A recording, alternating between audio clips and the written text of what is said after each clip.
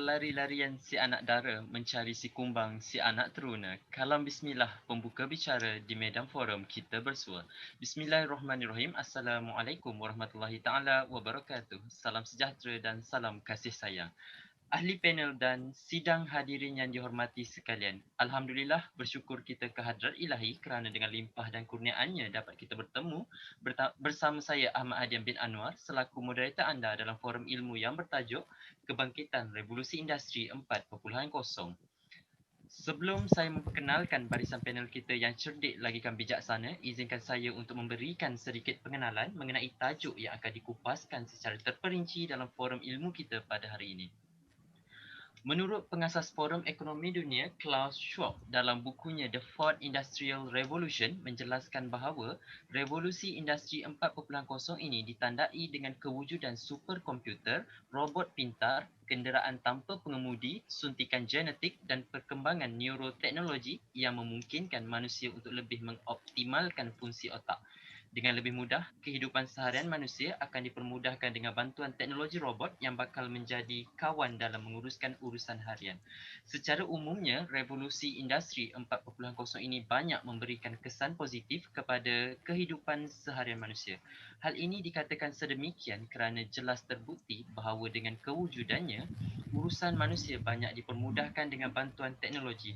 Sebagai contoh yang mudah, hanya dengan menggunakan telefon pintar, seseorang itu boleh menggunakannya untuk menghidupkan penghawa dingin, televisyen, malahan mesin basuh juga boleh berfungsi secara jarak jauh dengan hanya menggunakan telefon pintar. Dengan ini, penggunaan tenaga manusia dapat dikurangkan. Sidang hadirin yang dihormati sekalian, sebelum kita mengupas dengan lebih lanjut lagi mengenai topik kita pada hari ini, izinkan saya untuk memperkenalkan barisan panel kita yang cerdik lagikan bijaksana. Panel pertama kita pada hari ini merupakan wakil dari Pusat Pengajian Perang Saraf Media dan Informasi Fakulti Komunikasi dan Pengajian Media Universiti Teknologi Mara, iaitu Cik Siti Nur Sakinah binti Jaafar. Selamat datang Cik Sakinah, apa khabar? Oh, baik, terima kasih. Seterusnya, panel kedua kita pada hari ini yang segak lagikan bergaya merupakan wakil dari bahagian pengurusan sumber manusia Kementerian Pertahanan Malaysia, iaitu Encik Muhammad Irfan bin Saiful Azmi. Selamat datang Encik Irfan, apa khabar? Khabar baik, Alhamdulillah. Alhamdulillah. Panel kita yang terakhir pula merupakan seorang pelajar dalam jurusan perakaunan dari Fakulti Ekonomi dan Pengurusan Universiti Kebangsaan Malaysia, iaitu saudara Muhammad Zulhilmi bin Encik Muhammad Zulfikri. Selamat datang Zulhilmi, apa khabar? Alhamdulillah baik, masih. Sama. Baiklah, selesai sudah salam kenalan kita dengan barisan panel. Tanpa melengahkan masa lagi, marilah kita meneruskan forum ilmu kita pada hari ini yang bertajuk Kebangkitan Revolusi Industri 4.0. Sebagaimana yang disebutkan oleh saya sebentar tadi, Revolusi Industri 4.0 atau lebih mesra dikenali sebagai IR 4.0 merupakan satu set teknologi dan kemudahan yang dapat memudahkan urusan seharian manusia. Oleh itu, saya ingin mengajukan persoalan pada panel kita yang pertama. Cik Sakinah, apakah sebenarnya revolusi industri 4.0 ini dan bagaimanakah boleh berlakunya kewujudan revolusi industri sehingga 4.0? Mungkin Cik Sakinah boleh kupaskan dengan lebih terperinci mengenai revolusi industri 4.0. Dipersilakan Cik Sakinah. Okay, terima kasih kepada saudara Hadian selaku moderator pada hari ini. Baiklah, sebelum itu saya ingin kongsikan apa itu revolusi industri 4.0. Revolusi industri 4.0 adalah istilah yang sering digunakan untuk merujuk kepada proses pembangunan dalam industri pengeluaran dan autonomi ke tahap lebih pintar dari yang sedia ada dengan teknologi yang lebih sesuai dan fleksibel. Ini bermakna mesin akan beroperasi secara bebas atau bekerjasama dengan manusia. Mesin akan beroperasi secara autonomi iaitu menjadi entiti bebas yang akan mengumpul data dan menganalisa. Kebangkitan ini pastinya mencatat sejarah tersendiri. Maka sejarah revolusi bermula pada 1760 hingga 1830. Revolusi industri 1.0 adalah mengenai kuasa wap untuk digunakan dalam kilang-kilang. Ia bergantung lebih kepada kegunaan air ataupun wap yang berupaya menggerakkan jentera berasaskan kuasa wap untuk kerja-kerja yang tidak terdaya oleh kudrat manusia. Maka terciptalah steam engine yang turut membawa perubahan besar kepada sistem pengangkutan selain jentera-jentera lain yang berupaya pula meningkatkan aktiviti perindustrian. Manakala industri 2.0 bermula pada tahun 1870 hingga 1914 iaitu abad ke-20 sebelum Perang Dunia Pertama menggunakan kuasa elektrik. Perkembangan teknologi yang melibatkan kuasa elektrik jelas membawa satu lagi lonjakan status hidup masyarakat melalui penghilangan besar-besaran seperti mana pada hari ini. Kilang elektrik memberikan sumbangan yang terbesar terhadap kadar pengeluaran di dalam industri.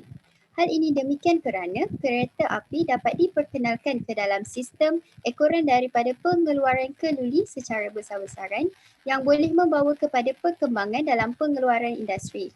Namun demikian, pendekatan revolusi untuk perkembangan industri telah berakhir apabila Perang Dunia Pertama telah bermula. Revolusi Industri 3.0 pula bermula pada 1950 hingga 1970. Pada zaman revolusi perindustrian itu, ia lebih dikenali sebagai revolusi digital. Perubahan berlaku apabila sistem analog dan mekanikal beralih kepada sistem digital. Revolusi perindustrian 3.0 lebih umum kepada generasi pada masa kini kerana generasi kini lebih cenderung dengan teknologi digital. Namun yang demikian, revolusi perindustrian ketiga merupakan kesinambungan hasil dan perkembangan pesat dalam teknologi maklumat dan komunikasi. Di peringkat akhir revolusi ketiga, timbul pula teknologi automasi, iaitu satu keupayaan teknologi yang tidak perlu melibatkan manusia secara langsung.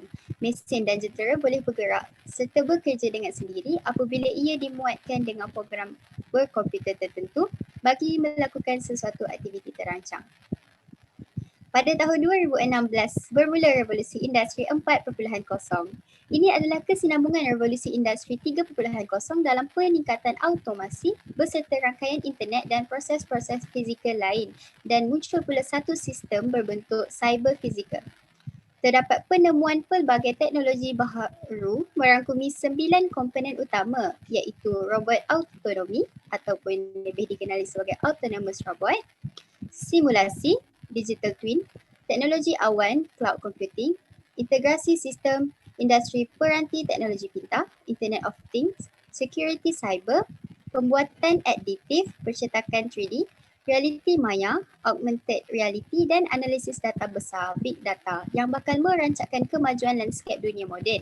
Ia melibatkan teknologi automasi memberi cabaran baharu kepada semua sektor di negara ini yang memerlukan mereka melakukan perubahan seiring dengan transformasi digital itu untuk kekal berdaya saing dan merancang kemajuan landscape dunia moden. Sebelum itu, saya ingin kongsikan bahawa terdapat beberapa faktor tercetusnya revolusi industri 4.0, antaranya ialah perkembangan teknologi internet. Daripada faktor tersebut, sesebuah negara tidak akan ketinggalan zaman dan tidak akan dipandang remeh dengan sebelah mata. Oleh itu, sudah terang lagi bersuluh teknologi internet amat memberikan impak yang tinggi kepada negara untuk lebih berkembang. Walaupun Malaysia masih lagi menjadi negara pengguna, bukan negara pengeluar, namun dengan adanya kemudahan internet, akses kepada pengetahuan menjadi lebih mudah dan murah yang dapat membantu masyarakat membangunkan sesuatu sistem yang berasaskan industri 4.0. Pembangunan sistem, aplikasi dan perkhidmatan seperti kecerdasan buatan iaitu AI, misalnya akan membuka peluang kepada masyarakat dalam menghasilkan suatu model bisnes yang baharu. Antara faktor lain yang menggerakkan industri 4.0 adalah keupayaan kuasa pemprosesan yang tinggi dan ditambah dengan keupayaan penstoran digital yang memacu kepada penghasilan produk berteknologi tinggi. Akhir sekali adalah kepantasan teknologi. Malaysia antara negara yang sedang bergerak ke hadapan dalam perkembangan revolusi 4.0. Satu teras utama dalam revolusi 4.0 adalah artificial intelligence iaitu AI. Menerusi AI, sesuatu sistem dihasilkan untuk mempelajari persekitaran dan menjadi pemacu kepada hubungan di antara manusia, peralatan fizikal dan dunia fizikal. Terima kasih Cik Sakinah atas penerangan yang terperinci mengenai revolusi industri 4.0. Apa yang boleh saya simpulkan di sini, sebenarnya revolusi industri 4.0 merupakan proses pembangunan teknologi dan automasi ke tahap yang lebih pintar. Dengan lebih mudahnya, teknologi mesin beroperasi secara bebas untuk memberi bantuan kepada manusia. Menurut Cik Sakinah, revolusi industri 1.0 bermula sekitar tahun 1760, diikuti dengan revolusi industri 2.0 sekitar tahun 1870. Kemudian, wujudnya revolusi industri 3.0 sekitar tahun 1950 dan pada tahun 2016, bermulanya revolusi industri 4.0 di mana terdapat beberapa penemuan teknologi baru sebagaimana yang disebutkan oleh Cik Sakinah sebentar tadi. Okey, baiklah, seterusnya kita beralih kepada panel kita yang kedua. Kita sedia maklum bahawa terdapat beberapa generasi seperti generasi baby boomer, generasi X, generasi millennial, generasi Z dan generasi alpha. Sudah semestinya kebangkitan revolusi industri 4.0 ada terkena pada mana-mana generasi. Persoalan saya, generasi manakah yang terpalit rapat dengan kebangkitan revolusi industri 4.0 dan siapakah mereka? Mungkin Encik Irfan boleh memperincikan jawapan bagi persoalan saya. Dipersilakan Encik Irfan. Assalamualaikum dan salam sejahtera. Terima kasih saudara hadian. Sidang hadirin yang dihormati. Apa itu generasi Y? Mengikut kajian yang pernah dilakukan oleh banyak pihak, generasi yang dikenali dengan nama generasi Y itu ialah golongan anak-anak muda yang lahir di antara tahun 1977 hingga 1997, iaitu berumur 23 hingga 43 tahun sekarang. Generasi Y atau lebih akrab dengan sebutan generasi milenial adalah generasi yang lahir di saat teknologi sedang berkembang pesat. Kehadiran komputer, video game, gadget dan telefon pintar yang tersambung dengan kecanggihan internet membuat generasi ini mudah mendapatkan informasi secara cepat dan sebagainya. Generasi Y merupakan generasi yang wujud selepas generasi X dan sangat berkait rapat dengan perkembangan industri 4.0. Generasi ini banyak menggunakan teknologi maklumat seperti email, SMS dan media sosial seperti Facebook, Twitter dan sebagainya. Generasi Y sangat faham dan lebih mahir pada teknologi. Kenapa saya kata begitu? Kalau soal ini sepertinya tidak mengejutkan lagi. Teknologi sudah mendarah daging pada semua karyawan generasi Y. Bagaimana tidak, mereka tumbuh dengan teknologi sehingga mereka dapat mengerjakan pekerjaan mereka dengan lebih cepat dan baik. Bersatunya teknologi dengan elektronik membuat hampir semua pekerjaan berat menjadi lebih ringan. Tidak hanya itu, mereka menjadi semakin mudah untuk terhubung dengan orang lain, baik jauh maupun dekat. Kehadiran telefon pintar, laptop dan gadget lain membuat generasi Y dapat berhubung 24 jam setiap hari dan mereka dapat bekerja dari jarak jauh. Tidak salah lagi kalau saya katakan yang generasi Y ini sangat berkait rapat dengan kebangkitan industri 4.0. Ini dapat ditunjukkan apabila industri 4.0 berkembang, karakteristik generasi Y telah terbentuk agak berbeza dengan generasi lain.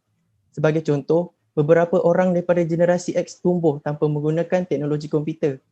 Generasi Y pula akan sentiasa menggunakan komputer sebagai sebahagian daripada kehidupan mereka.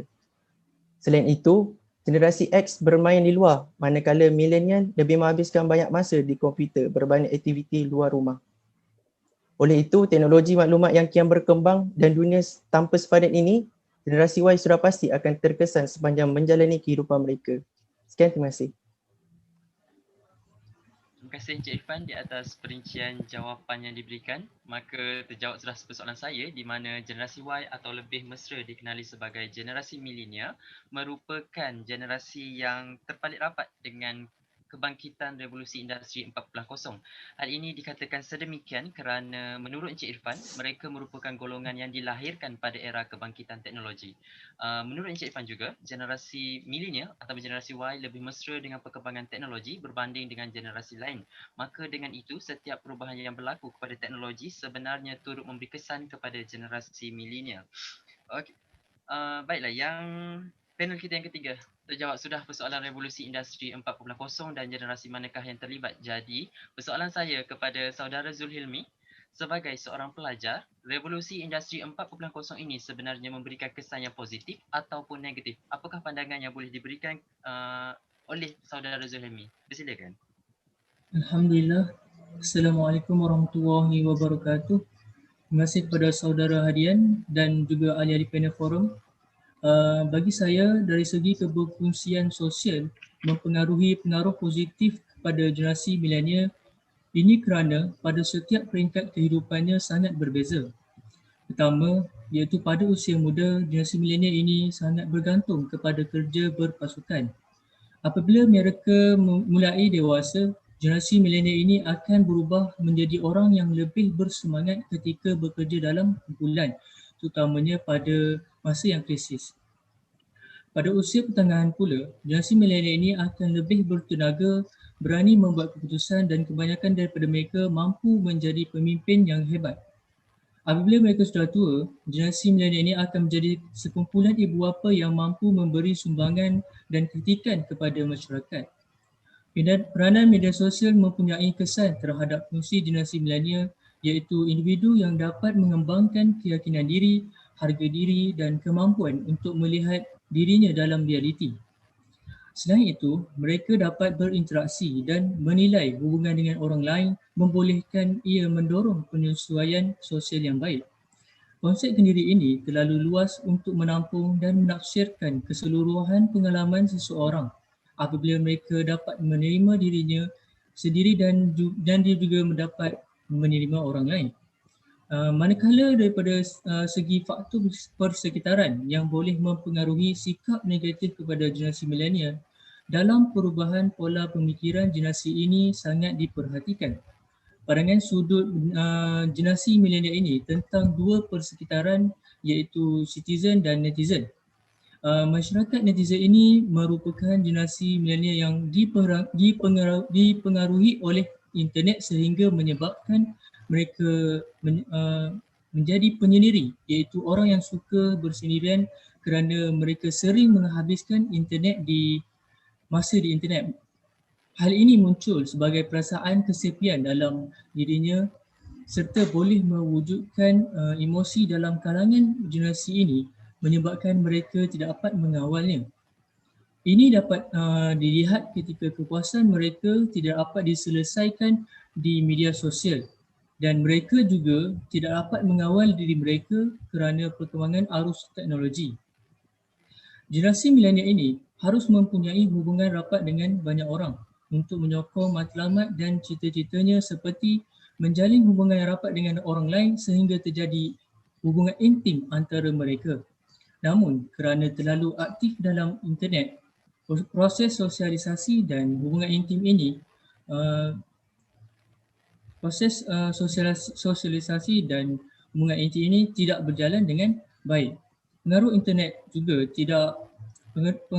juga membuat seseorang ketagihan dengan internet, khasnya remaja dan dewasa. Ketagihan internet terjadi apabila seseorang tidak lagi dapat mengawal diri mereka daripada kehendak untuk melayari internet. Pada ketika itu, melayari internet sudah menjadi satu keperluan dan bukan lagi satu kehendak. Terima kasih. Terima kasih Saudara Zulhelmi atas perkongsian mengenai kesan yang diberikan oleh revolusi industri 4.0 kepada individu yang bergelar pelajar. Apa yang boleh saya simpulkan daripada apa yang dikatakan oleh Saudara Zulhelmi, revolusi industri 4.0 memberi kesan yang positif seperti membentuk semangat berpasukan, berani membuat keputusan dalam membentuk jati diri seorang pemimpin yang hebat dan menyerlahkan lagi keyakinan diri yang terpendam. Menurut Saudara Zulhelmi juga, setiap yang positif akan ada negatifnya dan revolusi industri 4.0 sebenarnya mampu mengubah pola pemikiran seseorang remaja. Mereka lebih suka menyendiri kerana sibuk dengan teknologi yang ada di depan mata, berlaku gangguan emosi disebabkan gangguan yang muncul pada media sosial dan pelbagai lagi. Sebenarnya, baik buruk revolusi industri 4.0 adalah bergantung pada penerimaan seseorang individu tersebut. Baiklah. Mengikut kepada penerangan dan pendapat yang diberikan oleh barisan panel kita pada hari ini, revolusi industri 4.0 merupakan penyumbang kepada pembangunan sesebuah negara. Jadi kita cuba ke arah perbincangan pula. Di zaman yang serba canggih dan berteknologi moden ini, apakah pandangan barisan panel kita, Cik Sakinah, Encik Irfan dan Saudara Zulhelmi mengenai revolusi industri 4.0 dalam sesuatu sektor? Kita ada seorang pelajar di sini, mungkin boleh mengaitkannya dalam sektor pendidikan. Dipersilakan. Baik, pandangan daripada saya iaitu aspek kesediaan sektor pendidikan dalam IR 4.0 adalah penting untuk memastikan bahawa ia memenuhi keperluan industri global yang sentiasa berubah. Ini memerlukan asas yang tepat untuk menjamin kesediaan mereka dalam menyesuaikan diri dengan perubahan yang berlaku. Oleh itu, tenaga pengajar IPT harus mengikuti perkembangan teknologi yang bergerak pantas dan menyesuaikan diri dengan pendidikan abad ke-21. Ada kritikan terhadap tenaga pengajar IPT yang kurang mengikuti perkembangan semasa dan kurang pengalaman atau pengetahuan industri yang berkaitan. Saya dapati bahawa tahap kesedaran tenaga pengajar IPT terhadap IR 4.0 masih berada pada tahap yang sederhana.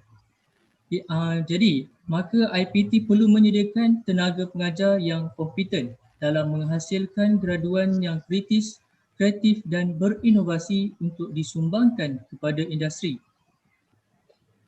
Kesimpulannya, belajar di era IR 4.0 ini menyokong setiap individu untuk melengkapkan diri dengan kemampuan terbaik mereka. Terima kasih. Saudara pengerusi, izinkan saya menyuarakan buah fikiran tambahan. Boleh? Silakan Cik Irfan. Boleh. Terima kasih saudara Hadian. Sebagaimana yang diperkatakan oleh Zul tadi, saya setuju dengan idea beliau di mana tenaga pengajar IPT perlu cakna dengan perubahan yang berlaku akibat daripada IR 4.0 ini. Pada ketika ini, cara penyampaian pengajaran melibatkan whiteboard dengan menyalin nota dan sesi kuliah atau kelas yang panjang sudah lapuk serta mungkin kurang berkesan, terutamanya dengan kewujudan teknologi baru yang menjadi gaya hidup generasi kini. Sistem pembelajaran yang fleksibel dan interaktif seperti mengadakan smart classroom perlu diperluaskan, tidak kira di peringkat sekolah rendah, sekolah menengah maupun institusi pengajian tinggi agar proses pengajaran dan pembelajaran menjadi lebih menarik. Dengan wujudnya IR 4.0 di sektor pendidikan ini, sudah pasti menjadi perkaitan rapat dengan alam pekerjaan nanti. Strategi utama yang boleh dilaksanakan adalah melatih tenaga kerja mahir dalam kemahiran yang diperlukan untuk IR 4.0 ini. Kebergantungan industri terhadap sumber manusia akan digantikan dengan sumber teknologi yang lebih produktif dan berkesan berbanding sumber manusia. Peluang pekerjaan tradisi bakal diganti dengan jenis pekerjaan baru seperti pekerjaan kepada pembangunan aplikasi pintar, jurutera program mudah alih dan pakar teknologi. Kesan IR 4.0 ini boleh menyebabkan kumpulan menengah rendah akan menjadi kumpulan paling terjejas kerana perlahan-lahan menjadi kelompok yang tidak diperlukan dalam ekonomi. Kumpulan menengah rendah ini lebih mudah diganti dengan robot dan sistem kerana mereka tidak mempunyai pengetahuan dan kemahiran yang boleh ditawarkan kepada majikan dan ekonomi secara keseluruhannya. Akibat diganti dengan peralatan komputer dan komunikasi digital, kumpulan ini akhirnya akan terpinggir dalam sistem ekonomi. Okay, saya setuju dengan apa yang diperkatakan oleh ahli panel kedua. Tetapi di sini saya ingin membincangkan yang semakin menerajui bidang industri pekerjaan. Revolusi Industri 4.0 ada hubungan dua hala antara manusia dan peralatan elektronik yang menjadikan manusia itu sebahagian dari teknologi. Bukanlah perkara baru apabila membincangkan mengenai robot dalam tenaga kerja, kerana boleh dikatakan ia sudah sebati dalam industri, namun bagi Industri 4.0 ia bakal mengalami revolusi yang lebih besar. Dengan teknologi terkini, kemajuan dalam penciptaan robot akan menjadi lebih autonomi, fleksibel dan berkeupayaan untuk menangani tugas rumit maupun operasi harian. Ini kerana sesuatu mesin atau robot itu tidak memerlukan rehat yang lama berbanding seseorang manusia. Selain itu, penggunaannya juga dapat mengurangkan kos tenaga pekerja. Ini kerana ia hanya memerlukan kurang daripada 2 orang pekerja untuk memastikan mesin ini beroperasi. Secara ringkasnya, ia memang dapat meningkatkan produktiviti sesebuah industri itu. Mereka boleh dipantau dan dikendalikan dari jauh dan diprogramkan untuk wujud bersama dan beroperasi dalam persekitaran kerja yang sama seperti manusia. Industri 4.0 juga dapat mengatasi masalah kebergantungan terhadap sumber tenaga yang secara signifikan akan mengubah masa depan dunia pekerjaan. Jadi, sekiranya cabaran teknologi baharu yang kompleks itu tidak diberi penekanan sewajarnya, ia boleh menyebabkan Malaysia jauh ketinggalan dalam persaingan di peringkat global. Dengan adanya pembuatan robot, ia dapat memajukan industri agar dapat menandingi industri yang maju. Hal ini dapat menjadikan negara lebih maju. Seterusnya, dapat melahirkan kemampuan untuk merancang dan mengatur robot. Namun, ada kebimbangan yang sering disuarakan apabila peranan manusia semakin digantikan oleh robot. Tenaga kerja berkemahiran rendah seperti operator pengeluaran antara yang mungkin terjejas kerana secara perlahan-lahan tenaga mereka tidak lagi diperlukan dan digantikan dengan penggunaan robot atau sistem berkomputer berdigital lain. Bagaimanapun, tenaga kerja berkemahiran tinggi untuk membangunkan sistem perisian, kecerdasan buatan, pereka bentuk, pengendali program amat diperlukan di dalam revolusi industri 4.0. Sekian, terima kasih. Terima kasih kepada barisan ahli panel kita. Alhamdulillah selesai sudah pembicaraan kita pada hari ini bersama barisan panel. Diharapkan segala perkongsian yang kita kongsikan bersama dapat dijadikan ilmu yang bermanfaat. Okey, nampaknya masa tidak mengizinkan kita untuk meneruskan lagi. Sebelum melabuhkan tirai forum kita, sekalung penghargaan dan jutaan terima kasih saya ucapkan kepada barisan panel kita iaitu Cik Sakinah, Encik Irfan dan Saudara Zuhilmi kerana sudi meluangkan masa untuk memberi perkongsian kepada kita semua pada hari ini. Bunga seroja di atas para jatuh ditimpa buah berangan. Andai kata tersilap bicara, jutaan kemaafan kami pohonkan. Saya selaku moderator dan wakil barisan panel memohon jutaan kemaafan di atas segala kesilapan yang berlaku secara sedar ataupun tidak. Segala yang baik datangnya dari Allah SWT dan yang buruk datangnya dari kelemahan diri saya sendiri. Wabillahi taufiq wa hidayah. Assalamualaikum warahmatullahi taala wabarakatuh. Wah,